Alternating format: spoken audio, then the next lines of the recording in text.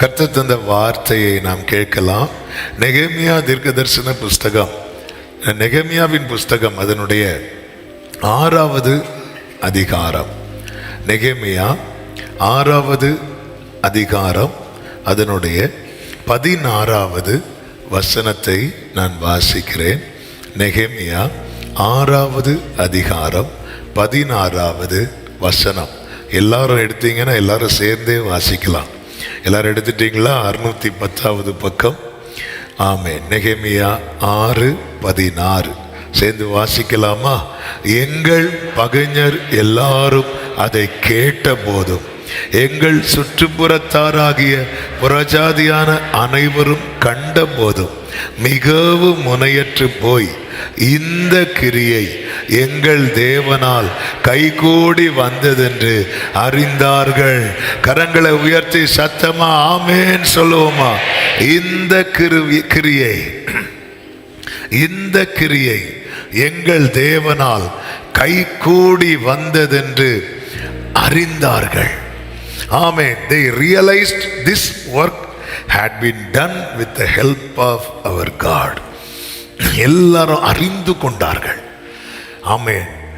எங்களை சுற்றி இருக்கிறவர்கள் கண்டபோதும், எங்கள் பகைஞர் எல்லாரும் அதை கேட்ட போதும், இந்த கிரியை, இந்த சம்பவம் நமக்கு நன்றாய் தெரியும்.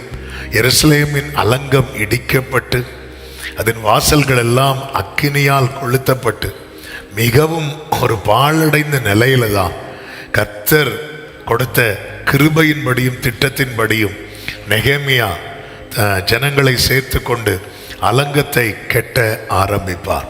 அந்த அலங்கம் கெட்ட ஆரம்பித்த நாள் முதல் அது முடிகிறது வரைக்கும் பலவிதமான சன்பலாத், தொபியா போன்றவர்களால் பலவிதமான நெருக்கம், போராட்டம், இதெல்லாம் நடக்கிறதுக்கு வாய்ப்பே இல்லை என்கிற சூழ்நிலை. அது நடுவில் அதற்கு முந்தின வசனத்தில் சொல்லப்பட்டிருக்கிறது, 52 நாளைக்கு உள்ளே என்று சொல்லும்போது ஒரு காரியம் தெளிவாய் தெரிகிறது. அது டிலே ஆகல, அது அதுக்குள்ளதான் முடிஞ்சிருக்கிறது. கட்டப்பட்டு முடிந்தது என்று சொல்லப்பட்டிருக்கிறது. இதை கேட்டபோது, இதை கண்டபோது எல்லாரும் முனையற்று போயினா என்னன்னு தெரியுமா? ஆமே, அவங்க போட்ட திட்டம் இனி செல்லாது என்கிற ஒரு நிலைக்கு வந்துடுவாங்க. இனி இவங்களுக்கு விரோதமாய் நம்ம ஆயுதங்களை உருவாக்கியோ திட்டங்களை போட்டோ ஒரு பிரயோஜனம் இல்லை. இன்னைக்கு நிறைய திட்டங்கள் போடப்படலாம், நிறைய ஆயுதங்கள் உருவாக்கப்படலாம், இதெல்லாம் பிரயோஜனம் இல்லை என்று அவர்களே ரியலைஸ் பண்ணக்கூடிய ஒரு நாளை கர்த்தர் வைத்திருக்கிறார்.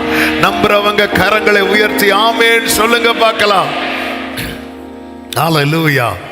இந்த கிரியை எங்கள் தேவனால் கைகூடி வந்ததென்று அறிந்தார்கள்.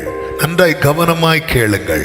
எந்த ஒரு காரியத்தில் கர்த்தருடைய ஹெல்ப், கர்த்தருடைய ஒத்தாசை இருக்கிறதோ அந்த காரியம் நிச்சயமாக கைகூடி வரும். எந்த ஒரு காரியத்தில் கர்த்தருடைய ஹெல்ப் இல்லையோ அந்த காரியம் கைகூடி வராது. ஒரு தேவ பிள்ளை அதனால தான் எதற்காக தேட வேண்டும் என்றால் அவருடைய ஒத்தாசைக்காக தேட வேண்டும். வேதத்தில் நிறைய வசனங்களை பார்க்க முடியும். ஈசாக்கு விதை விதைத்தான், கர்த்தர் அவனை ஆசீர்வதித்ததினாலே அவன் 100 மடங்கு பலன் அடைந்தான். அவனுடைய பிஸ்னஸ்ல அவன் 100 மடங்கு பலனடைய காரணம் என்னவென்றால் கர்த்தருடைய ஹெல்ப் இருந்துச்சு, கர்த்தருடைய ஒத்தாசை இருந்துச்சு. அது மட்டுமல்ல, நன்றாய் தெரிந்த வசனம் சங்கீதம் 127:1, கர்த்தர் வீட்டை கட்டாராகில் அதை கட்டுகிறவர்களின் பிரயாசம் விருதா. ஆமென். தொழிலானாலும் சரி, வீடானாலும் சரி, யாருடைய ஒத்தாசை இருந்தால் தான் நடக்கும் தெரியுமா? கர்த்தருடைய ஒத்தாசை. யாத்திராகமம் 14வது அதிகாரத்தின் 13-14 வசனங்களை பார்க்கும்போது இன்று காண்கிற எகிப்தியரை நீங்க இனி என்னைக்குமே பார்க்க மாட்டீங்க. இந்த யுத்தம் உங்களுடையதல்ல, அது கர்த்தருடையது. கர்த்தர் உங்களுக்காக யுத்தம் பண்ணுவார், நீங்கள் சும்மா இருப்பீர்கள். ஆமென். அப்போ ஒரு பிரச்சனை, ஒரு யுத்தமான ஒரு வழக்கானாலும் சரி, ஆண்டவருடைய சப்போர்ட் இருந்தால் தான் ஜெயம் கிடைக்கும். ஆமென். லாபான் ஆபிரகாம் வீட்டு அந்த மூத்த வேலைக்காரரை பார்த்து சொல்லுவார் அல்லவா, ஆமென், இந்த காரியம் கர்த்தரால் வந்தது. எதுக்கு இந்த வசனங்களை எடுத்து சொல்லுகிறேன் என்றால், வீடானாலும் சரி, தொழிலானாலும் சரி, ஆமென், வழக்கானாலும் சரி, திருமணமானாலும் சரி, இப்படி அடுக்கிக் கொண்டே போகலாம். ஒரு தேவ பிள்ளை எதை புரிந்து கொள்ள வேண்டும் என்றால், ஒத்தாசை பரத்திலிருந்து வராமல் எனக்கு ஒரு காரியமும் நடக்காது. ஹல்லேலூயா. எனவேதான் எனக்கு ஒத்தாசை வரும். பர்வதங்களுக்கு நேராக என் கண்களை ஏறெடுக்கிறேன். அடுத்த வார்த்தை சொல்லுங்க. எனக்கு ஒத்தாசை பர்வதங்களில் இருந்தல்ல, வானத்தையும் பூமியையும் உண்டாக்கின கர்த்தரிடத்திலிருந்து. ஹல்லேலூயா. அதுதான் இந்த வருடம் கர்த்தர் நமக்கு தந்த வாக்குத்தத்தம். நீர் கொடுக்க நாங்கள் வாங்கிக் கொள்வோம், நீர் உமது கையை திறக்க நாங்கள் நன்மையால் திருப்தியாவோம். என்ன பண்ணியும் எனக்கு காரியம் நடக்கலையே, எவ்வளோ முயற்சி பண்ணியும், ஆமென், இப்படிப்பட்ட கேள்விகள், எண்ணங்கள் முதலாவது நம்மை சுற்றிலும் இருக்கிறவங்க ரெண்டாவது அறிந்து கொள்ளட்டும். முதலாவது இது நாம் அறிந்து கொள்ளணும். இந்த கிரியை எங்கள் தேவனால், எங்கள் தேவனால். ஹல்லேலூயா. எங்கள் தேவனால் எந்த ஒரு காரியமும் அதில் கர்த்தருடைய ஒத்தாசை இல்லை என்றால் இல்லை. ஆமென். இஸ்ரவேலர்கள், எனவேதான் மோசே ஆண்டவரை பார்த்து இப்படி ஒரு ஜெபம் பண்ணுவாரு. யாத்திராகமம் 33:15-16 உம்முடைய சமூகம் என்னோட கூட செல்லாமல் போனால் எங்களை இவ்விடத்திலிருந்து கொண்டு போகாதிரும். ஆண்டவர், உங்க பிரசன்ஸ் எங்க கூட இல்லைன்னா நாங்க விழுந்துருவோம், எங்களால மூவ் பண்ண முடியாது. அப்ப மோசே தன்னுடைய ஸ்ட்ரெங்தா எதை பார்க்கல தெரியுமா? தனக்கு பின்னாக இருக்கிற 30 லட்சம் ஜனங்களை பார்க்கல, தன்னோடு இருக்கிற கர்த்தருடைய பிரசனத்தை பார்த்தான். இன்னைக்கு நம்ம பல நேரத்தில் நம்ம பிஸ்னஸ்ல கொஞ்சம் வளரும் போது, ஃபினான்ஷியலாக நம்ம கொஞ்சம் ஆசீர்வதிக்கப்படும் போது, நம்ம கொஞ்சம் உயர்வு, ஒரு மேன்மை வரும்போது நம்ம அறியாம அதை பார்க்க ஆரம்பிச்சிருவோம். மோசே எதை பார்க்கல அப்படின்னா, இவ்வளோ ஜனங்க இருக்கிறாங்கல்ல, அப்போ நம்ம போயிடலாம், நம்ம யுத்தம் பண்ணி, அதெல்லாம் பார்க்கவே இல்லை. மோசே பார்த்தது ஒன்னே ஒண்ணுதான், நீங்க இருந்தா எனக்கு எல்லாம் நடக்கும். நீங்க இல்லைன்னா, கர்த்தர் நமக்கு ஒத்தாசையா இருந்தா, நமக்கு துணையா யாரும் இல்லைனாலும் எல்லா காரியமும் நடக்கும். கர்த்தர் நமக்கு ஒத்தாசையா இல்லைன்னா, நமக்கு துணையா யார் வந்து நின்னாலும் ஒரு காரியமும் நடக்காது. ஒரு தேவ பிள்ளைக்கு இந்த தெளிவும் இந்த நிச்சயமும் தேவை. ஜனங்கள் துர்ச்செய்தியை பரம்ப பண்ணுவாங்க. என்னாகமம் 13-14 அதிகாரங்கள் இருக்கிறது, எடுக்க வேண்டாம். அப்பொழுது தேவனுக்கு மிகவும் கோபம் உண்டாகும். ஆண்டவர் சொல்லுவார், இந்த ஜனத்து கூட நான் வரமாட்டேன் அப்படின்னு. ஜனங்க சொல்லுவாங்க, இல்லை நம்ம போகலாம் அப்படின்னு. மோசே சொல்லுவார், வேண்டாம், உங்களுக்கு காரியம் வாய்க்காது, கர்த்தர் உங்க கூட இல்லை. ஆமே. அப்போ ஒத்தாசை அங்க தடைபடுகிறது, ஒத்தாசை கட்டாகிறது. ஆனாலும் ஜனங்கள் துணிந்து போனார்கள் என்று என்னாகமம் 14வது அதிகாரம் அதனுடைய 44-45 வசனத்தில் சொல்லப்பட்டிருக்கிறது. ஆனாலும் அவர்கள் மலையின் உச்சியில் ஏற துணிந்தார்கள். கர்த்தருடைய உடன்படிக்கையின் பெட்டியும் மோசையும் பாளையத்தை விட்டு போகவில்லை. ஆமென். அப்பொழுது அமலேக்கியரும் கானானியரும் அந்த மலையிலே இருந்து இறங்கி வந்து அவர்களை முறிய அடித்து அவர்களை ஓர்மா மட்டும் துரத்தினார்கள். நீங்க இந்த இஸ்ரவேலுடைய பயணத்தை பார்த்தீங்கன்னா, இதுவரை தோல்வியே பார்க்காம தான் வந்துட்டு இருக்கிறாங்க. இதுவரை ஒரு இடத்துல அமலேக்கின் கை கொஞ்சம் ஓங்கினது மாதிரி இருந்துச்சு, ஆனா அந்த இடத்துல ஜெயம் இஸ்ரவேலருக்கு தான் வந்துச்சு. தோல்வியே பார்க்காம வந்த ஜனங்க இப்போ தோல்வியை பார்க்குறாங்க. ரீசன் என்ன அப்படின்னா, ஒத்தாசை கட்டாயிட்டு. என் லைஃப்ல எது மட்டும் கட்டாயிடக்கூடாது அப்படின்னா, அந்த பரத்திலிருந்து வருகிற ஒத்தாசை. ஒத்தாசை அனுப்போ பர்வதமே, ஒத்தாசை அனுப்போ பர்வதமே, கண்ணோக்கி பாரும் தேவா, ஏசு தேவா கண்ணோக்கிப்பா. அப்ப அந்த ஒத்தாசைக்காக ஒருத்தன் காத்திருக்கிறான்னா அவன் இரக்கத்துக்காக கெஞ்சுவான், இரக்கத்துக்காக கெஞ்சுவான். நம்மை சுற்றிலும் இருக்கிற சூழ்நிலைகளை அறிந்து கொள்ள வேண்டும். ரெண்டு விதமான கூட்டத்தாரை அந்த வசனத்தில் நாம் பார்க்கிறோம். நெகேமியா 6:16. ஒன்று நம்ம சுற்றி இருக்கிறவங்க, அவங்க நம்முடைய பகைஞர் அல்ல, அவங்களால நமக்கு உதவியும் கிடையாது, உபத்திரம் கிடையாது. இப்படி கொஞ்சம் பேர் நம்மளை சுற்றி இருப்பாங்க. ஆமாம், அவங்களால நமக்கு உதவியும் கிடையாது, உபத்திரவம் கிடையாது. ஆனால் நமக்கு என்ன நடக்கும்னு பார்த்துட்டு இருப்பாங்க. அல்லேலூயா. நம்மக்கிட்ட பேசி பழகி இருக்கவே மாட்டாங்க, ஆனால் நமக்கு என்ன நடக்கும்னு பார்த்துட்டே இருப்பாங்க. இப்படி ஒரு கூட்டம் இருப்பாங்க. இன்னொரு கூட்டம் இருப்பாங்க, அதுதான் நம்முடைய பகைஞர். இந்த நெகேமியாவுக்கு பகைஞர் எல்லாம் எப்பொழுது அடையாளம் காண ஆரம்பித்தான் தெரியுமா, தெரிய வந்தது தெரியுமா? அவன் அந்த வேலையை செய்ய தொடங்கின போது. ஹல்லேலூயா. அப்போ நம்ம சுற்றி இருக்கிறவங்க, இது எல்லாரையும் யார் அறிவார்னா கர்த்தர் அறிவார், கர்த்தர் அறிவார். எனக்காக யாவையும் செய்பவர், செய்து முடிப்பவர்.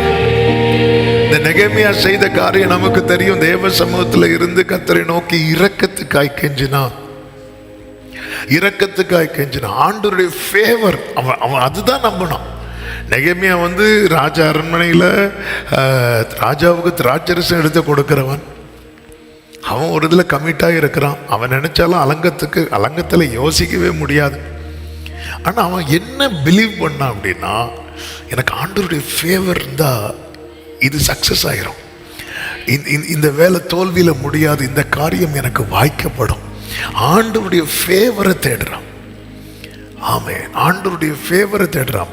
தாவீது சங்கீதம் 57:2-3 சொல்றாரு, எனக்காக யாவையும் செய்து முடிக்க போகிற தேவனாகிய உன்னதமான தேவனை நோக்கி கூப்பிடுவேன்.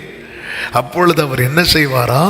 அடுத்த வசனத்தில் சொல்லப்பட்டிருக்கிறது, என்னை விழுங்க பார்க்கிறவன் என்னை நிந்திக்கையில் அவர் பரலோகத்திலிருந்து ஒத்தாசை அனுப்பி என்னை ரட்சிப்பார். ஆமென். தேவன் தமது கிருபையையும் சத்தியத்தையும் அனுப்புவார். கைகளை உயர்த்தி ஒரு ஆமென் சொல்லுங்க பார்க்கலாம். அப்போ எனக்காக யாவையும் செய்து முடிக்க போகிற உன்னதமான தேவனை நோக்கி, அந்த சங்கீதம் 57 நீங்க கவனிச்சீங்கன்னா, அதுக்கு 52வது சங்கீதம் 52 முதல் நீங்க 57 வரை சங்கீத டைட்டில் எல்லாம் பார்த்தீங்கன்னா தெரியும். தாவீது ஒவ்வொரு இடத்துக்கா அடைக்கலத்துக்கு போவார். ஆமாம், அங்கே அவனுக்கு அடைக்கலம் கிடைக்காம போகும். 52வது சங்கீதம் பார்த்தாலும் அப்படிதான் சொல்லப்பட்டிருக்கும். அடைக்கலத்துக்கு எங்கே போவார்னா அபிமெலேக்கின் வீட்டுக்கு போவார். அங்கே வந்த செய்தி சவுலுக்கு அறிவிக்கப்பட்டு அங்கே இருக்க முடியாமல் ஓடுவார். அடுத்து 56வது வசனத்தில் நீங்கள் பார்த்தீங்கன்னா, அந்த டைட்டில், பெலிஸ்தியர் தாவீதை காத்தூரில் பிடித்த போது தாவீது பாடின சங்கீதம். இப்படி ஒவ்வொரு இடமா ஓடுறார், எங்கேயுமே சேஃப் இல்லை அப்படின்னு வரும்போது தான் 57வது சங்கீதத்தில் ஒரு கெபிக்குள்ள ஓடி போய் உக்காந்து 1வது வசனத்தில் சொல்றாரு, விக்கினங்கள் கடந்து போக மட்டும் உமது செட்டைகளின் நிழலிலே வந்து அடைவேன். என்னதின் அர்த்தம்? எனக்கு ஒத்தாசை நிரந்தரமாய் செய்கிறது கர்த்தர் மட்டும்தான். மீது எல்லாரும் கொஞ்சம் நிற்பாங்க, ஒரு பிரச்சனை அவங்களுக்கும் வருதுன்னா விட்டுட்டு போயிடுவாங்க. அப்போ தேவ சமூகத்தில் அந்த செட்டையின் நிழலில் அமர்ந்து கேட்கலாம், செட்டையின் நிழலில் அமர்னாக்க எக்ஸாக்டாக எந்த இடத்துல போய் உட்காரணும்? நீங்கள் இருக்கிற இடம் தான், நீங்கள் இருக்கிற இடம் தான். நீங்கள் அப்படி அவரை அடைக்கலமாய் பார்க்கணும். எனக்கு அடைக்கலமான கர்த்தரை உனக்கு தாபரமாக கொண்டாய், ஆகையால் வாதை உன் கூடாரத்தை அணுகாது. அப்போ நீரின் அடைக்கலம் ஆண்டவர், நீங்க தான்ப்பா என் பாதுகாப்பு. அபிமெலேக்கோ காத்தூராரோ கிடையாது, அல்லது மற்ற யாரோ கிடையாது. எனக்கு பாதுகாப்பு, எனக்கு அடைக்கலம் சாமுவேலோ யோனத்தானோ சவுலோ கிடையாது. ஆண்டவர் நீங்க தான் ஆண்டவரே. உங்க ஒத்தாசை தானப்பா. விக்கினங்கள் கடந்து போக மட்டும் உம்முடைய செட்டையின் நிழலிலே. ஆமென். அப்ப ஒத்தாசை எனக்காக யாவையும் செய்து முடிக்க போகிற தேவனை நோக்கி கூப்பிடுவேன். இரக்கத்துக்காக ஆண்டவருடைய ஃபேவர் உங்களுக்கு இருக்கும்னா எத்தனை தடைகள் வந்தாலும், அது எந்த காரியமானாலும் சரி, அது இம்மைக்குரிய காரியமானாலும் சரி, மறுமைக்குரிய காரியமானாலும் சரி, எத்தனை தடைகள் வந்தாலும் அந்த காரியம் கைகூடி வரும். இந்த காலை வேளையில தீர்க்க தரிசனமாய் கர்த்தருடைய ஆவியானவர் தருகிற வார்த்தை இதுதான். உனக்கு பரலோக ஒத்தாசை இருக்குமானால் நீ நினைக்கிற, நீ பிரயாசப்படுகிற ஆமென் காரியங்கள் எல்லாம் நிச்சயம் கைகூடி வரும். தானியேல் 4:35 சொல்லப்பட்டிருக்கிறது. ஆமென். புத்தி தெளிந்த நேபுகாத்நேச்சர் சொல்லுகிறார், பூமியின் குடிகள் எல்லாம் ஒன்றுமில்லை என்று எண்ணப்படுகிறார்கள். அவர் தமது சித்தத்தின்படியே வானத்தின் சேனையையும் பூமியின் குடிகளையும் நடத்துகிறார். வானத்தின் சேனையையும் கர்த்தர் எப்படிதான் நடத்துகிறார் தெரியுமா? தமது சித்தத்தின்படி. வானத்தின் சேனையே சித்தத்தின்படி நடத்துகிற தேவனுக்கு பூமியின் குடிகளை நடத்த தெரியாதா? அடுத்த வார்த்தையை பாருங்கள். அவருடைய கையை தடுத்து அவரை நோக்கி என்ன செய்கிறீர் என்று சொல்லத்தக்கவன் ஒருவனும் இல்லை. அதன் அர்த்தம் என்ன? ஆண்டவருடைய ஒத்தாசை இருக்கும்னா அந்த காரியத்தில் நம்முடைய கை மட்டும் வேலை செய்யாது, அவருடைய கையும் வேலை செய்யும். ஆமே.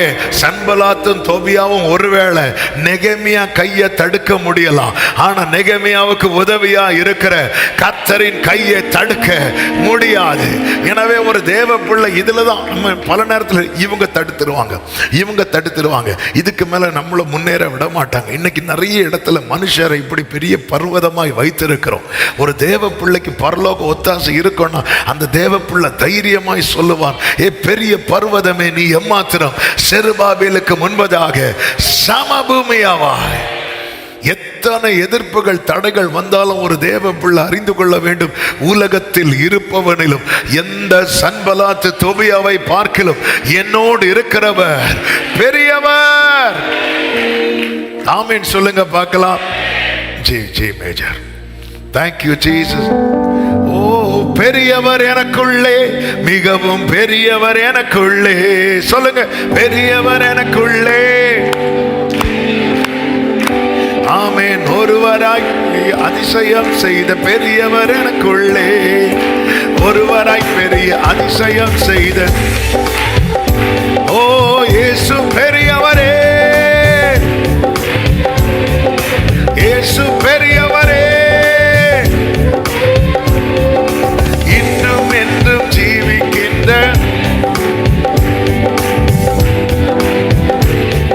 ஹல்லேலூயா. வந்து நீங்க அதிகமா இந்த கோரஸை பாடிட்டே இருங்க.